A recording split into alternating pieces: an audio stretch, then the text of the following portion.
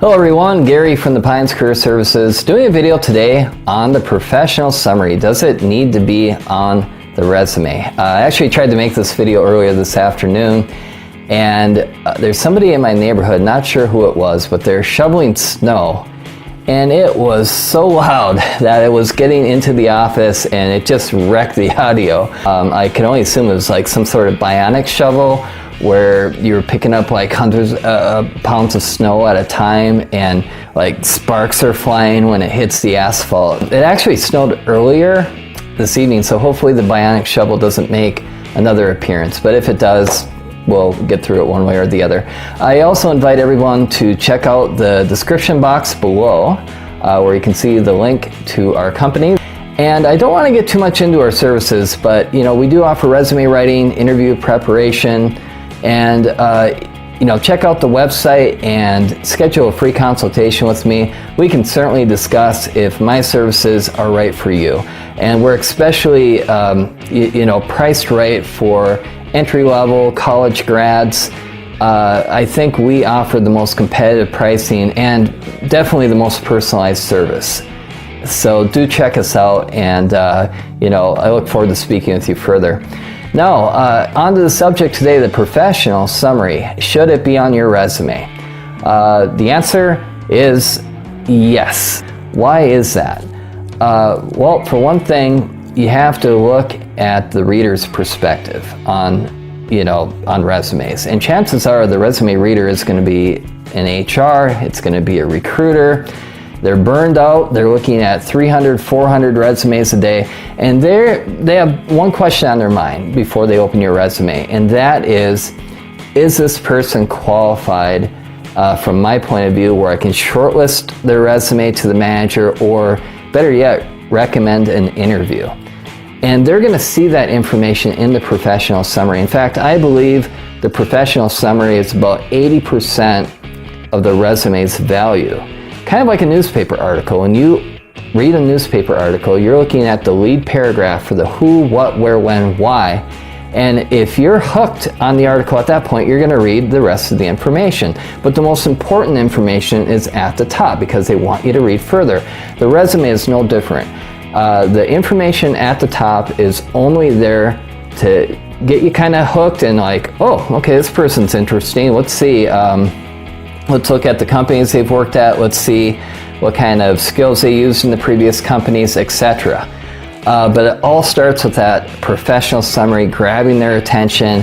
And again, the reader is going to, ask that question: is this person qualified from my point of view? And you do have to answer that question in the professional summary. Or what does it look like?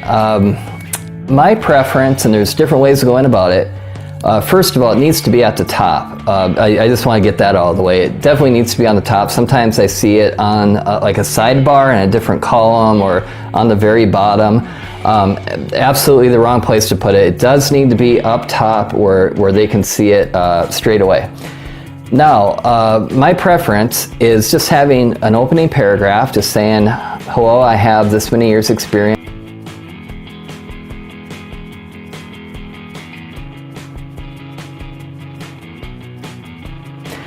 Now, my preference is just having an opening paragraph, just saying, hello, I have this many years experience in this industry, just kind of an overview.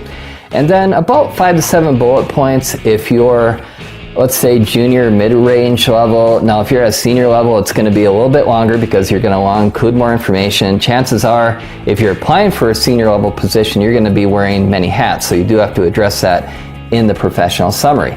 One thing I caution is not to make your professional summary too short. So if you just have like one bullet point, maybe some just individual words like I have Excel, Word, PowerPoint with no context behind it, you definitely want to avoid that because it makes it look like you just typed up your resume in like 15 minutes and handed it to the manager. And if it looks that way, chances are you did take 15 minutes to write your resume. So you want to, at least make it look like you put some effort into it.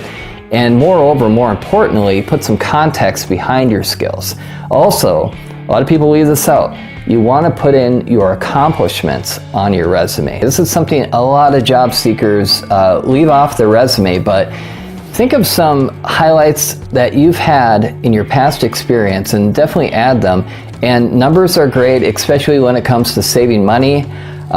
Everybody loves saving money, and employers are no different. So do add that on your resume. And also soft skills, very underrated. I've actually had employers in my recruiting career come to me in the past and say, I'm not sure if this person's a good communicator. I didn't see it on their resume anywhere. I know it sounds a little bit out there, but if you are a good communicator, yeah, add it to your resume. It certainly doesn't hurt. And adding soft skills, especially if they're looking for, let's say, a good communicator in the job description, you definitely want to add that so they can acknowledge that when they interview you, they're expecting to see a great communicator. So definitely nothing wrong with that. So that is the professional summary in a nutshell. And yes, do add it.